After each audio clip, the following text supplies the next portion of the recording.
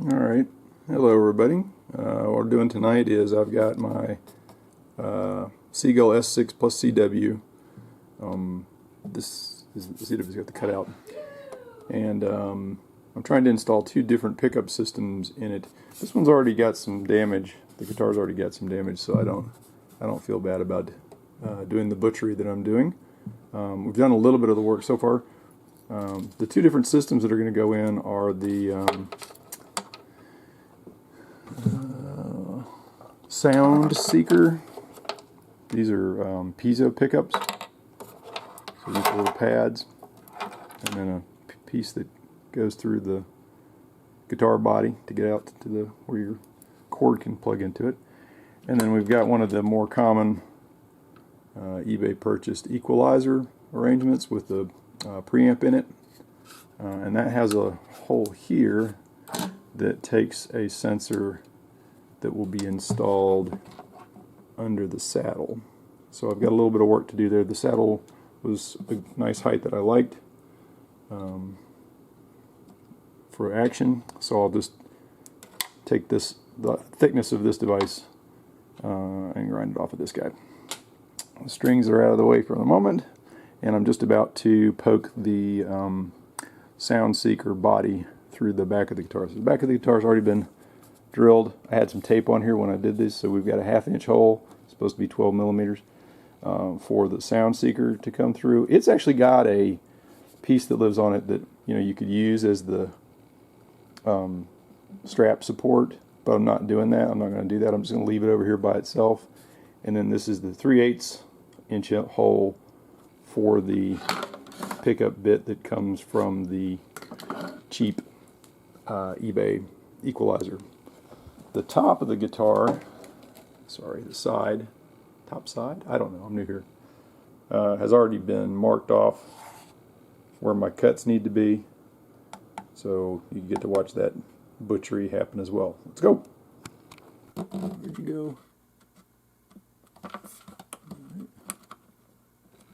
And I think you want this, you can see you want that inner face that you can barely see there, that needs to be not proud of the hole. In other words, it needs to be mildly recessed, or else this can't tension against the wood. And looking at it, I don't think that's quite enough, so I'm going to back. That looks better. I should be able to get some tension against this guy. Now I was wondering what this odd little hole is that's drilled. Come on, you can do it. You see this odd little hole right here? That guy. I was kind of wondering what that was for until it occurred to me how clever that was, because you're not going to get a wrench on the inside bit to crank this down. So what they've done is they've given you that little piece to put something like a punch or a small screwdriver through, so you can tension this bit.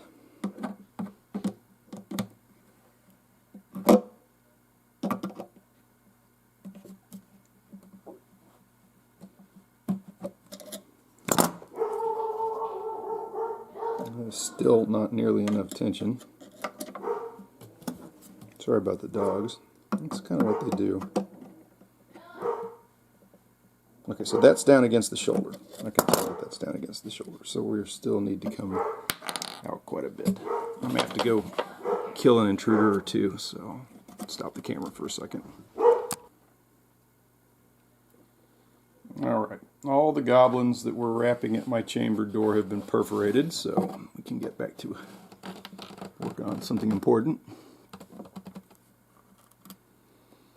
Now surely that's enough space. In fact, it may be so much that the... let's give it a whirl.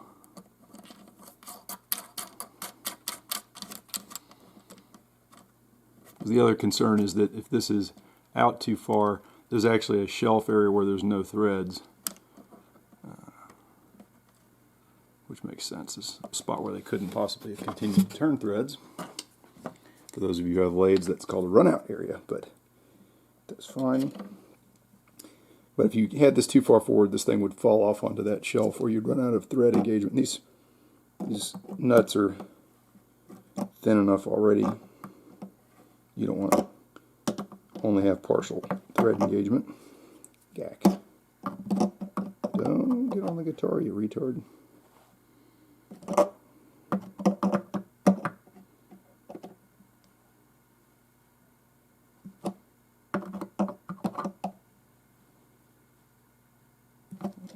See if I can go find the right size wrench for that.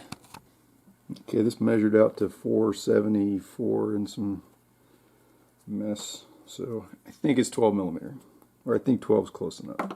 Let's see if we can get any decent engagement. Okay, yeah.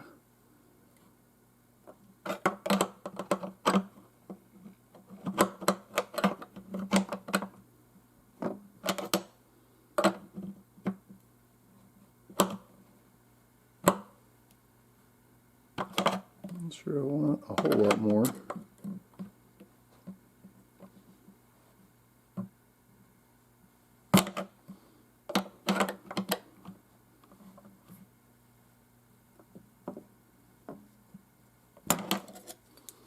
Alright. And then you get your handy dandy button bit. I have to throw on the floor a couple times. And that covers up the other bit. So if it's ugly and your tops are all, your flats on your hex are all scratched up, who cares? Nobody will ever see it again. Alright. Next, I guess I'm going to fiddle with putting the, gluing the pads down. So I'm going to go get some super glue and sort out how I'm going to tape the excess leads and where I'm going to put those. I think they'll all pretty much hang out back in the back of the guitar pretty well, but I'm concerned they're going to flop around in there and make a lot of noise, so I may just tape them down out of the way. Okay, I've kind of changed the order I'm going to attack this in, since I've got some drilling I have to do in the bridge as well. That's for this device.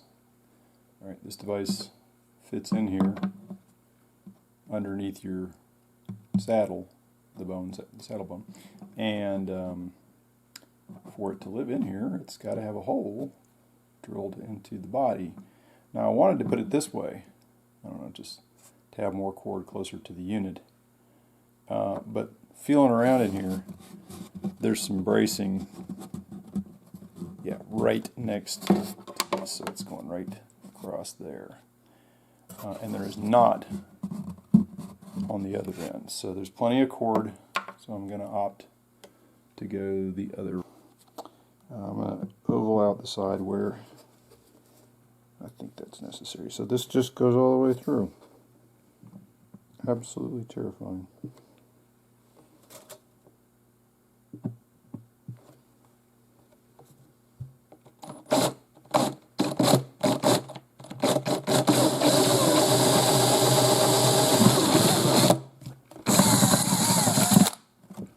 There you go. Hope I didn't gooch it. Alright, so I don't think you're going to be able to see this when I'm filing on it very well, so I'm just going to show you the hole down here in the bottom of the saddle hole. I got to make that a little bit oblong for the shrink wrap on the other piece to go through. So,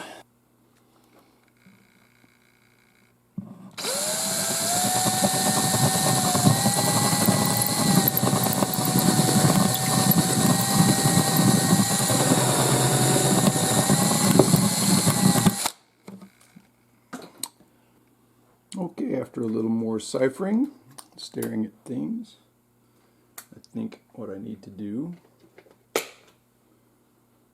just switch to a 1/8" drill bit. And this would be a little scary because it might just try to run down that hole really fast.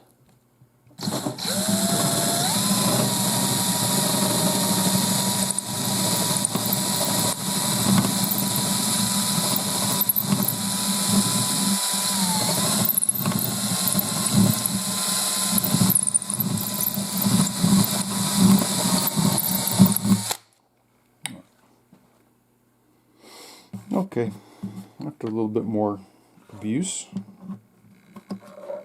now successfully going into the guitars. Now, sure we're zeroed. Need to sort out how tall this guy is. So that is 110.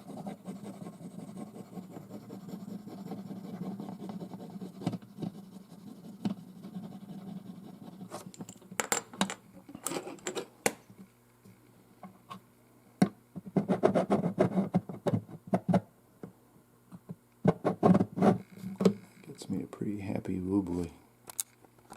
Come through it all. Yeah, okay, right there somewhere. Gets me a pretty happy line that I can follow on the grinder. So I'll be right back. Okay, so I will admit I'm not a giant fan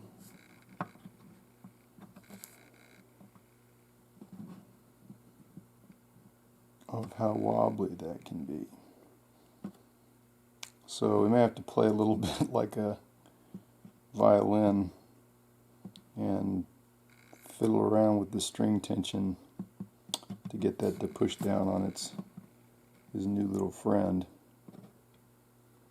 Now the bottom's quite good, very flat off the grinder, so the variance seems to be in the fact that this is a little bit pieces thinner than the slot and so forth. I'll try to film one of these. So what you get in the kit are these little discs. And I think I'm just using these because I think they're going to make up this. The wood on the inside is untreated, unfinished. It's quite variable.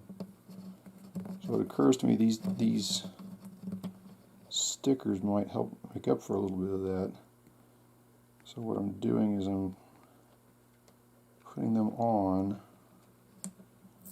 and then on the side that's going to be facing the wood, I'm putting on just a little bit of semi-gelic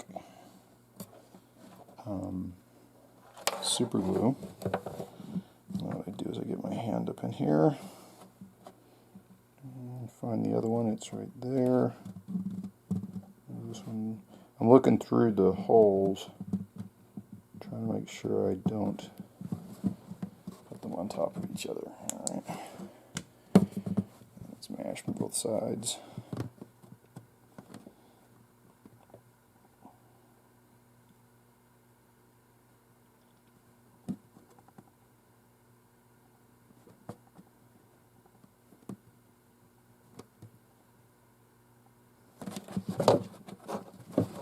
So that's the plan there.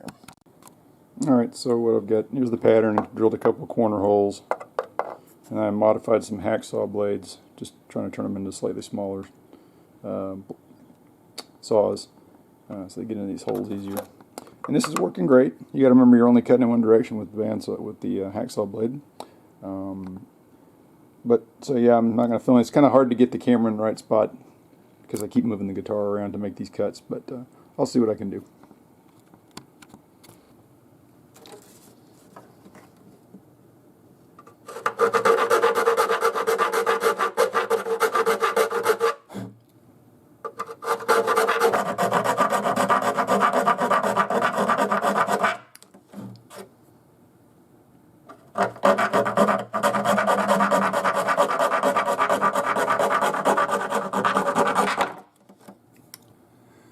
Alright, I found a fairly rough file. It's not really a rasp, but it should work for our purposes.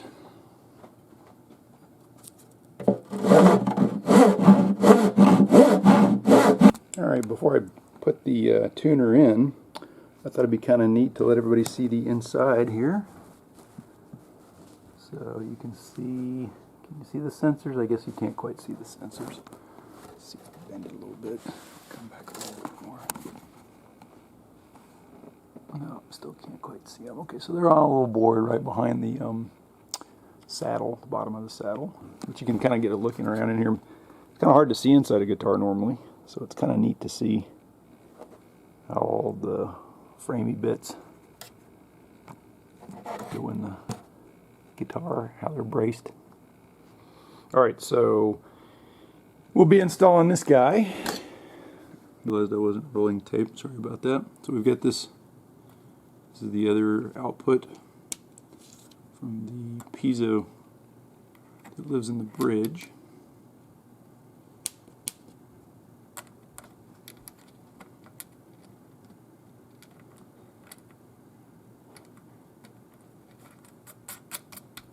And this does not have any method of preventing rotation, so I'm not sure how well this is going to go. I'll try to keep my finger on the inside bit here and see what I can do with this.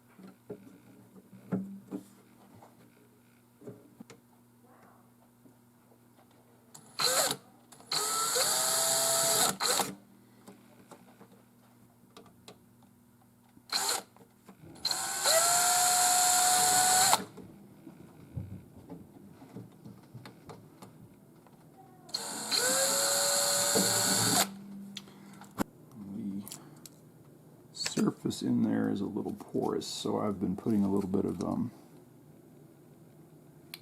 super glue. Whoop, I got a bit much on these guys, and then we're going to put it right.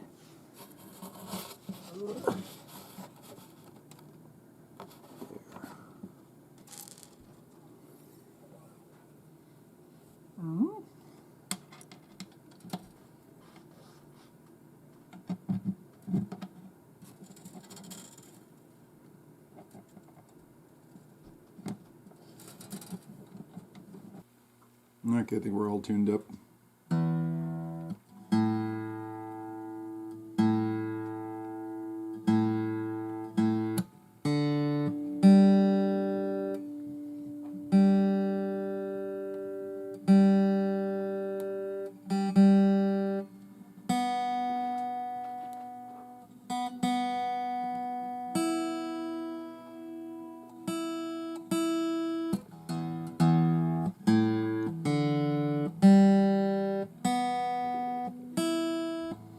So, now I got to figure out a way to test the well, the two different systems against each other. So, I'll sort that out.